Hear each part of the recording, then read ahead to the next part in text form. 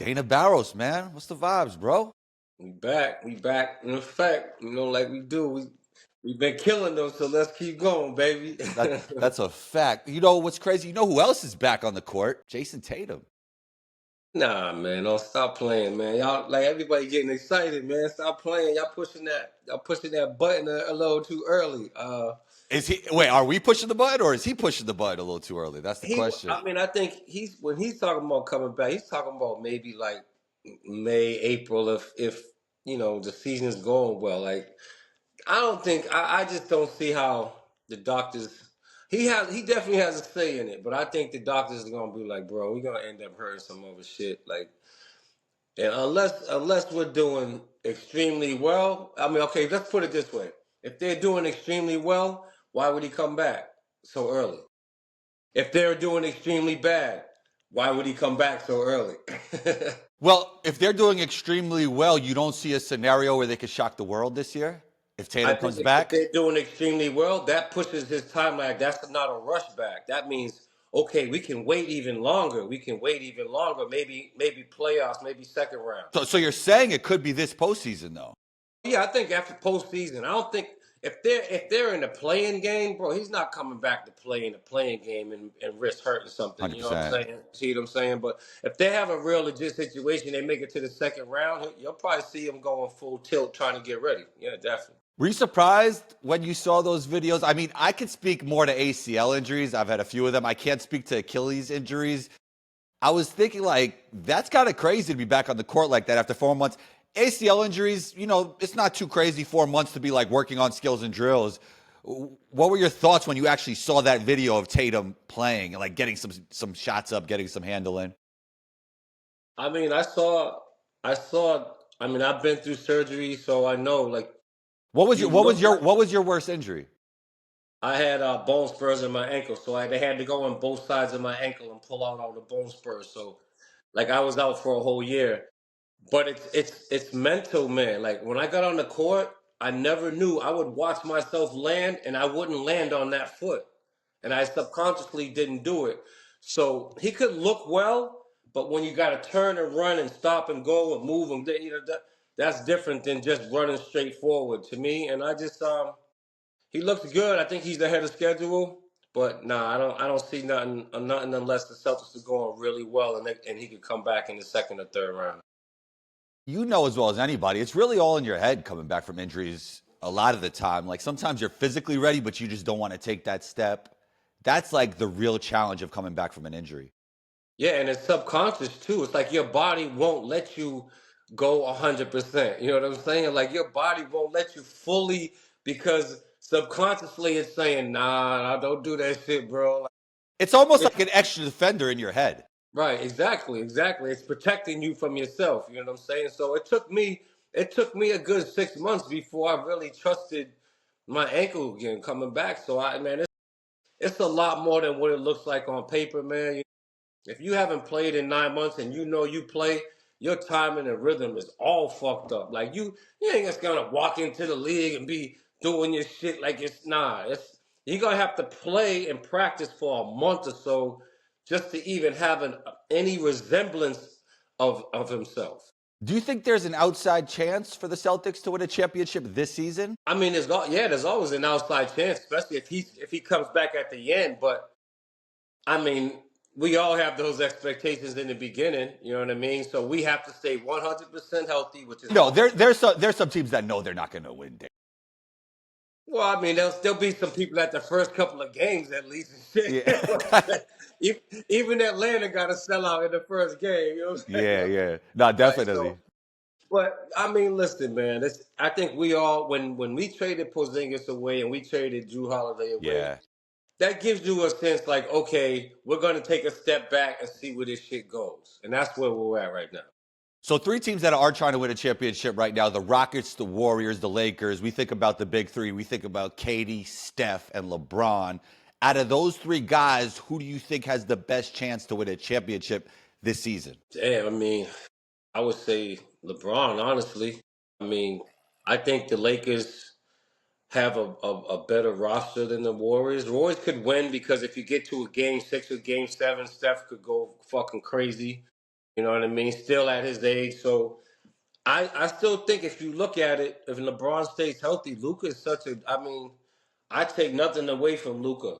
He's a phenomenal. He's first, second best, third best player in the however you want to put it, and he can carry a team in the playoffs. I've seen him because we beat them in the finals. I watched his ass, go crazy.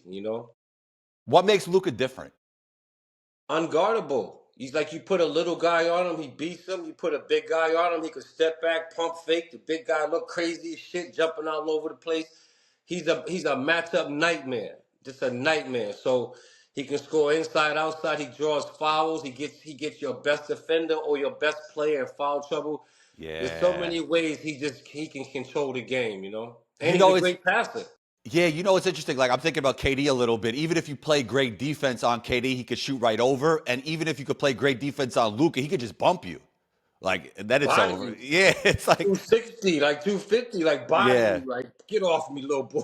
Like, right. and it's an and one. It ain't, and so I still give Luca. I think he's right now he's a better player than Steph and KD And and, LeBron. and Braun in a consistent basis. But on any given day, any one of them motherfuckers can give you 50. You know what I mean? Even LeBron can still give you a good 40-20 if he had, some shit in a game 7. You work with the Celtics. What do you think Al Horford brings to this Warriors team? Because even in this early preseason, we're seeing in the rim protection, it's their first legit stretch big that they've had in a while that could get really good minutes in the playoffs. I mean, terrible loss for us. Love Al, Yeah, but it's a great pickup for them. When you right. go from Looney, who hasn't taken a jump shot outside of the free throw line in 7 years, to Yeah, Al Horford, who was a 40% three-point shooter. right. Now you're talking about a whole. This is where we talked about is it easier to play now in the 90s? Now you have Steph Curry, Jimmy Butler, and Wiggins are going to have way more space when he's the game, or Al's going to have 10 3-pointers a game. It's going to be one way or the other, And he does a great, great positive thing for their offensive scheme. You mentioned the different eras, so we could get back to that. How do you think Steph would, I don't know if you want to say adjust because the greats always adjust to their time, but do you think it would be a little more difficult for him with the hand check?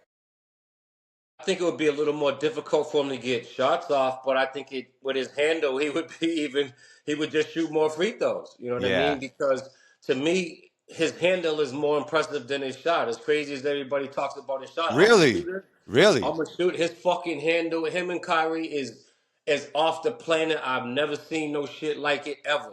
I mean, Kenny Anderson, Isaiah Thomas, yeah. But I'm talking about. I just like, oh shit. Yeah. Like you ain't Yeah. getting to that step back without that handle. I don't care who. Jamal Crawford's underrated when we're talking about the greatest handle of all Actually, time, too. Jamal Crawford's in there because he go behind the back. He do some other shit. He's and one mixtape with NBA. So I mean, I'm sure there's another person or two, but to me, I think Steph Handle is him and Kyrie the two greatest handles I've ever seen in my life. So Scottie Pippen was chatting lately, saying that he'd be the best player in today's NBA or amongst the best players. How do you feel like his game would translate to the modern NBA? Oh my God, man, this dude, man. Scotty was a great all-around player. Okay, man. Like, let's stop with you putting yourself in the category of these great. I would say Antoine Walker got better. I played with Antoine Walker, got better stats than you do, probably. Antoine's like 28 and 6. Like, we can go across the board like a people. Tim Dunk, like, come on, like, there's so many Kevin, like, stop. Like, I'm just done with this, like. Man, come on, man. You're not in the like Kevin Durant. You're not in the LeBron. You're not in that conversation. Why people even ask this dude? And I'm not disrespecting him as a player. I'm disrespecting him as a commentator and his voice across the internet. It's disgusting to me the shit that he goes. One minute he's talking about LeBron's the greatest, and then he's saying, "Who knows with him?" Stop it, man. Get off the page, man. But he did have a great season that year that Mike wasn't there. Like he was playing at an MVP level, right? What He's a you hell of a player. He is. Like a Yeah. hell of a player, but you're not in the echelon of those guys. And for you to be saying you're the best player ever, that's even more blasphemous than than LeBron saying he's the GOAT. Nobody, you don't tell me who you are. We tell you who you are as fans. That's crazy. Yeah, he was. But there were times during their career they would say Michael Jordan is the greatest, but Scottie Pippen is the best all-around player in the game. One of the best all-around players ever. I think Magic, LeBron, Bird. Scotty's in that competition. When you're talking about rebounding, passing, dribbling, size, you can do everything. Shoot. I think all those guys are in the conversation. I think LeBron and Magic are the two greatest all-around players ever to play the game. They do everything. And, except for shooting, both of those guys struggle with shooting at times. So, yeah, I mean, like, Scotty, man, come on, you're a great player, bro. I played against you my whole career. You're tough, but to me, 16, 17 a game and you're scoring, like, that to me was your Achilles heel at times. Yeah. Have you heard anything about this Jonathan Kuminga situation? I mean, the stalemate ended recently, and I think when you were going into the NBA, I'm sure you wanted to be the best player in the league, right? And I think a lot of young players want to be the best player in the league. How would you advise a guy like Jonathan Kuminga to approach this situation? Because nobody at that age, when they have that type of skill and athleticism, really wants to take a role. Like, they really want to be the greatest player in the league, if you know what I mean. Right, and it's frustrating. I mean, I'm in Seattle, and I just remember playing 10 minutes a game and averaging 10, 11 points a game, and coaches from other teams coming up to me saying, hey, we tried to trade for you. I remember Houston Rockets coming, hey, we tried to trade for you, and they wanted like 3 first-round picks, but they ain't even playing. And it was like, and I'm in a situation where, like, I go into the Seattle office, we lose game 7 to Stockton and Malone, and I go into I go into the players and office and coaches office, and I tell them, listen, if you don't trade me right now, I'm a free agent at the end of next year. You're going to see the craziest N-word you ever seen in your life. And I walked away and I went on a red eye and I went back to Boston and they traded me that summer. And at some point you got to make a point of, okay, I'm going to stick it out and I'm going to take this 2-year or 3-year, 4-year, or I'm going to say, I'm betting on myself. Fuck you, I'm done. I'm taking this 1-year deal and I'm betting on myself. But then the coach could fuck you, the organization could mess you over. Yeah. There's so much to unpack there. I think in that situation, I would say they didn't want to trade you because they felt like it would come back to haunt them. Like, Right. if And they they had didn't, Gary Payton. if they didn't utilize you the way you should have been utilized, you become an all-star, which you did. It looks bad on them, and they get fired. Right, exactly. When that's what happened, Yeah. I went first year in Philly, most improved player, second year All-Star team, and then I had ankle surgery and back issues, so I was never the same.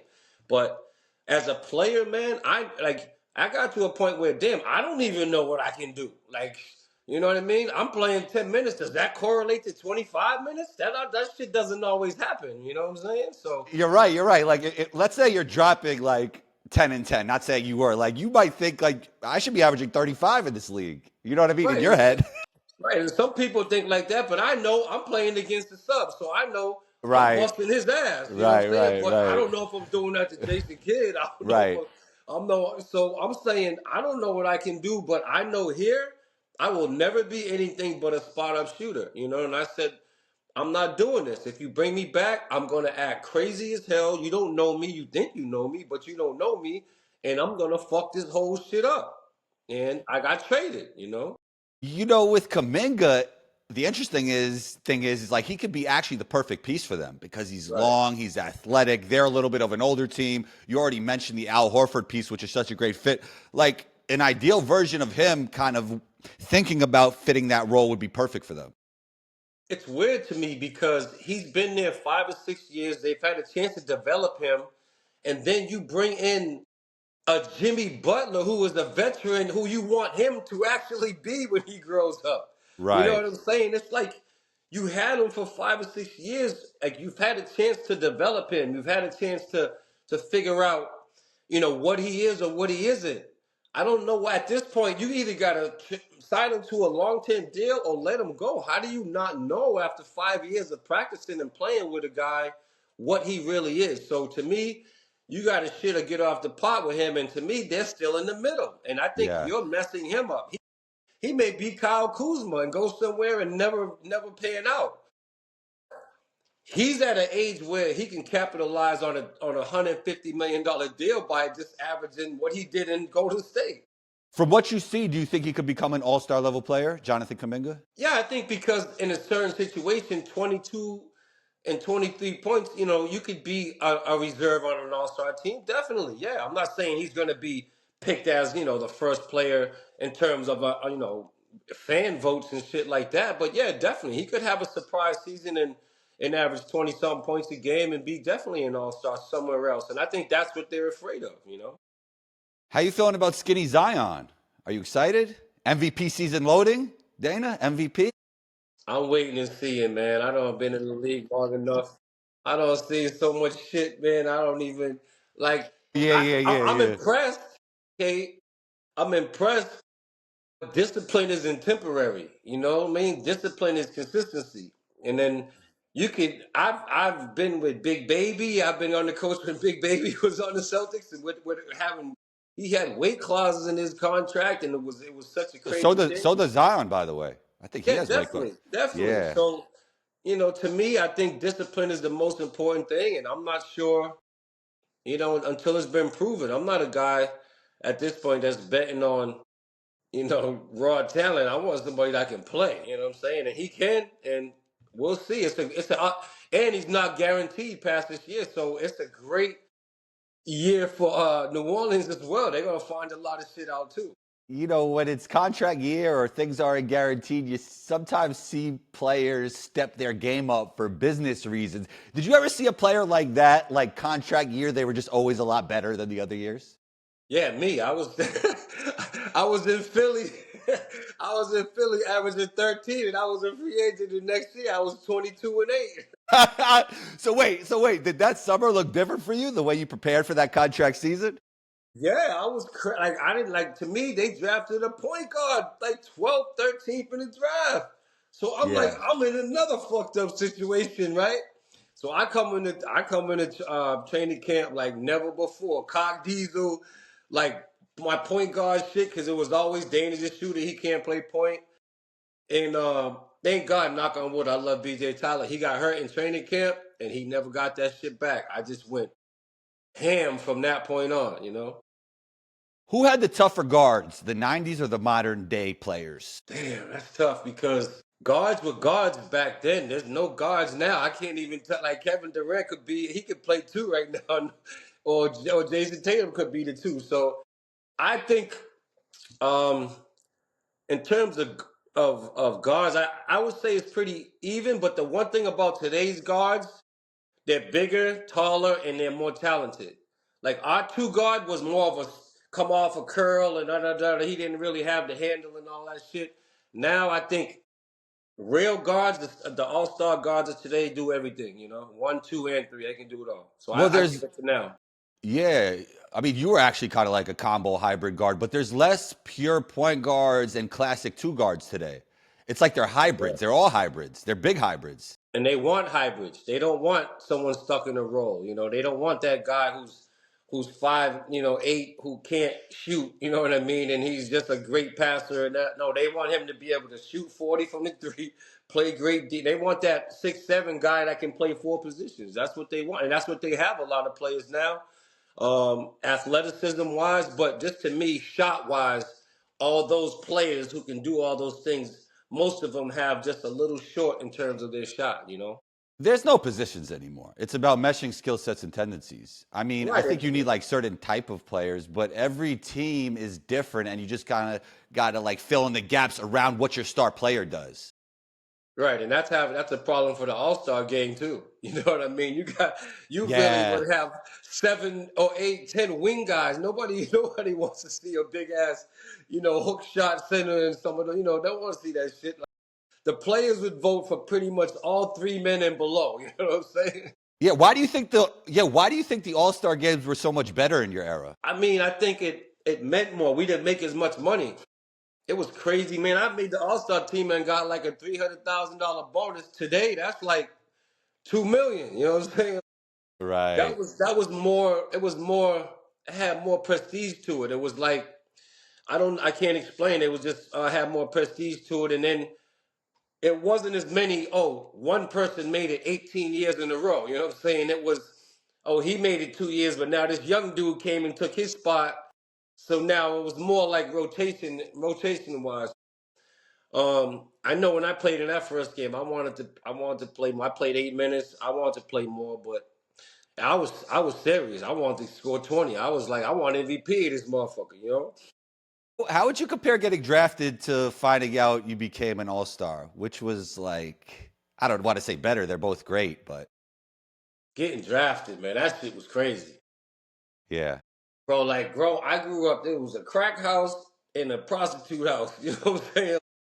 And the park was the other way. I went the other way. You know what I'm saying? Like, so I'm on my porch with 200 people, and there's like I said, a crack house in the park, and they're at my house. Everybody's at my house. Like, and 2 months later, I'm playing against Magic Johnson and Michael Jordan. That shit to me was crazy. Just, sitting out my third floor window watching shit that I should never see. And 2 months later, I'm on the court with Magic and Michael. That shit, I couldn't imagine it, man. And watching myself on Instagram now, posting videos, I don't remember half of that shit, man. It was just so crazy to me. Do you remember the first time you guarded Mike? Yeah, it was the first exhibition that I ever played at the Kingdom. And just being in total awe, just like watching him in the warm-up line not warming up, pretending I'm stretching on the floor just to watch this man go in the warm-up line and saying to myself, oh shit, he's way bigger than he looks, on TV. Like this dude is like 6'8" with like condor wingspan. So yeah, man, that to me was the most surreal thing. Playing in an All-Star game, like my confidence at that point, I was busting everybody's ass the whole first season. So my confidence, like, man, if they don't put me on the All-Star team, I'm fucking hot. You know what I mean? You teach skill now. Is there any advice you would give your younger self knowing what you know now when you started your basketball journey? Damn, that's a great question. I try to teach people like dribbling and shooting. Like people always want to come to me and just learn how to shoot, and they want to use a shooting gun and just shoot spot up shots, and they can go 8 for 10 every time. But if I say come off a pick and roll and pull up, dribble, shoot, it's a double pump. They're holding it, and to me, I love teaching off the dribble shooting because the greatest scorers use off the dribble shooting. Kyrie, Kevin Durant, Devin Booker, Jayson Tatum, like they're not just stand still shooters. And to me, I'm insulted when someone's standing in the corner 2 feet closer and they call him a great 3-point shooter and he's shooting 22, not 24 feet, and he doesn't know how to shoot off the dribble. So to me, the greatest shooters, and I love teaching, full speed, inside out, pull up off the dribble. I love teaching off the pick and roll. Somebody goes under the pick and roll. You know how to 1-2 behind the pick and roll, 2 feet behind the line. That's what I love shooting. Those are to me. I like turning people into great shooters in that aspect. Not stand still. He made 60 out of 80. So what? Ain't no girlfriends watching. Ain't no cheerleaders. Ain't no coaches. You know what I mean? So what? How do you advise your players to balance skill development, athletic development, and playing your sport? Because you need all three. Yeah, I mean, I teach first thing. Like I said, if you can't dribble or shoot, I don't even think you should be playing. Like you should be Right. good at both. Right. You know what I'm 100%. saying? To me, I'm a guard and you can't break a press. Like I wish somebody would press me. I wish I would Mhm. dribble through the whole shit by myself. It'd be Right. 3-on-1s the whole time. And I just watch these players petrified, not being able to dribble. So to me, I love all around. I love AJ DeBanza, who worked out at my gym for the last 5 years. He's from the town my gym is in. Yeah. And So at where he's at, six, he's at BYU now, right? yeah, and he's grown from like 6'6" to 6'10" in the last year and a half. Like it's just crazy. And he does everything, man. Dribble, shoot, And pass, he defends hard. Like he hard. played. Yeah. He And picks you up. he's Yeah. raised by his father and his family, who's like a devout Christian family, and his father was at every workout. He don't play that shit, you know what I'm saying? And he has great people around him. And that's the type of player I like to coach. You know, I don't want a person with a bad attitude who thinks they're Allen Iverson and and he scores 35, right? I'd rather someone averaging 23, 24 who's going to give me the mental and all around and do all the different things that I want him to do, you know? Dana, great stuff. You know, you're always welcome back. We get better every time, man. We're lighting the internet on fire. They're not No messing with doubt, man. us. No doubt. They can't We mess we with us, bro. we gotta set this up to where it's official, right? Before the end of the season, we're gonna talk. We're gonna be at the first Knicks game. Everybody watching, we're gonna do something the first Knicks game. I promise you I'm that. there, bro. I'm there. Appreciate you, bro. I'm looking forward to it, man. All day, fam. Talk soon. Salute.